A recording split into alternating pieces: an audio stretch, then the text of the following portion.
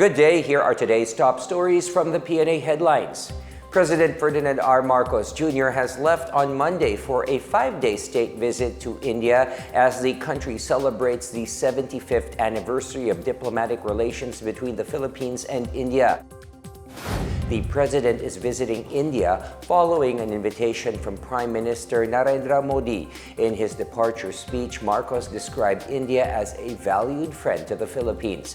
He cited the cultural ties between both countries established since pre-colonial times, as well as shared values and interests, particularly upholding the 1982 United Nations Convention on the Law of the Sea and the 2016 Arbitral Award favoring the Philippines over China. Marcos also said the trip explores ways to strengthen bilateral cooperation with the fourth largest economy. He identified defense, trade, health, pharmaceuticals, agriculture, tourism, and digital connectivity as areas for possible collaboration. Marcos is leading a business delegation to New Delhi and Bengaluru to meet industry leaders, particularly in the information technology sector. The Philippines houses several Indian multinational companies, including those in the information technology and business process management, pharmaceutical and telecommunications sectors. Executive Secretary Lucas Bersamin will serve as government caretaker during Marcos's trip, along with Education Secretary Sonny Angara and Agrarian Reform Secretary Conrado Estrella III. Meanwhile, President Ferdinand R. Marcos Jr. launched on Saturday the Bayanihan sa Estero Drainage Cleanup Program to declog waterways that caused the perennial flooding in Metro Manila during the wet season. The president supervised the cleanup launch at the Buli Creek in Pasig City, along with Metropolitan Manila Development Authority Chair Romando Artes.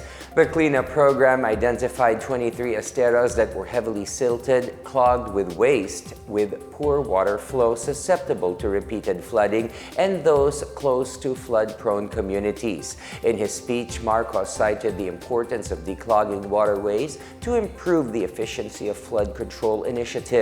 The president noted that extensive cleanup for 12 priority esteros have already been completed, with a total of 881 cubic meters of garbage being removed.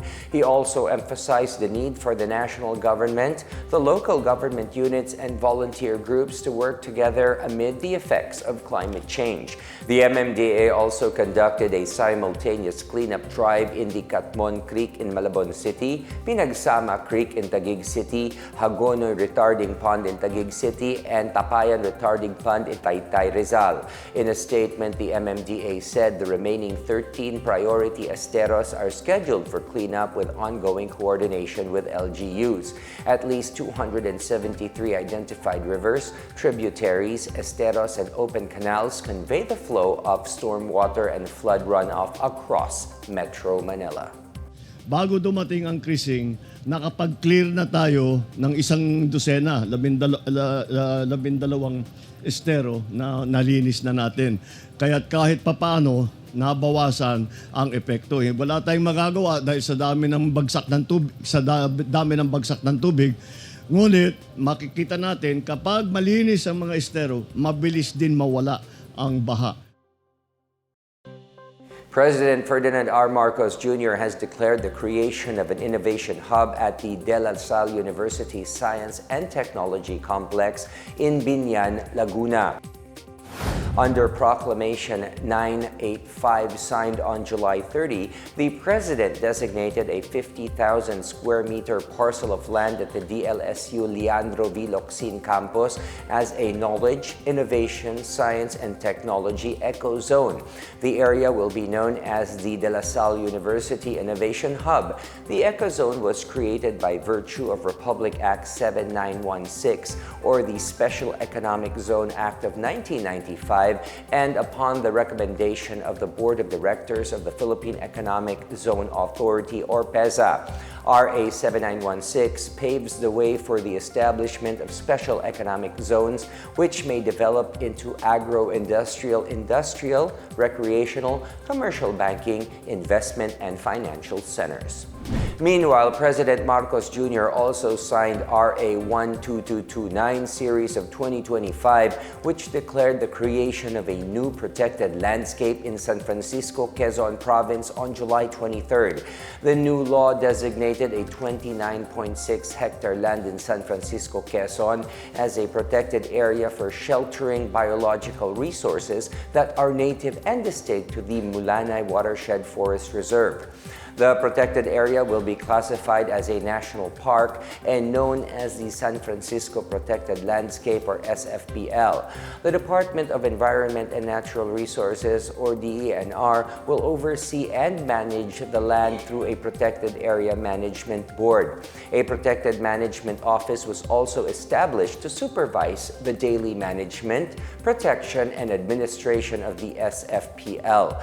The public may read a copy of Proclamation 985 and RA 12229 at the official Gazette. The Armed Forces of the Philippines, or AFP, and the United States military have conducted a joint simulation exercise on Saturday at Clark Air Base to demonstrate the rapid airlift of relief goods for communities affected by recent floods. The activity involved loading and transport of family food packs using the US MV-22 Osprey aircraft, highlighting the importance of interoperability, swift logistics coordination, and disaster response readiness. Defense Secretary Gilberto Teodoro Jr., AFP Chief of Staff General Romeo Browner Jr., and US Ambassador Mary Kay Carlson led the observation of the drill. The operation also included a guided tour of the Osprey aircraft to showcase its capabilities for quick deployment in humanitarian assistance and disaster relief, or HADR missions. Carlson reaffirmed support from the United States Indo-Pacific Command, which has been assisting the AFP in delivering aid to areas impacted by successive monsoons. Meanwhile, Teodoro underscored the shared values of the Philippines-US alliance, focusing on preserving fundamental value, which is their irreplaceable worth placed on human life. The joint drill is part of the continuing efforts to enhance HADR operations between two countries under long-standing security and humanitarian partnership.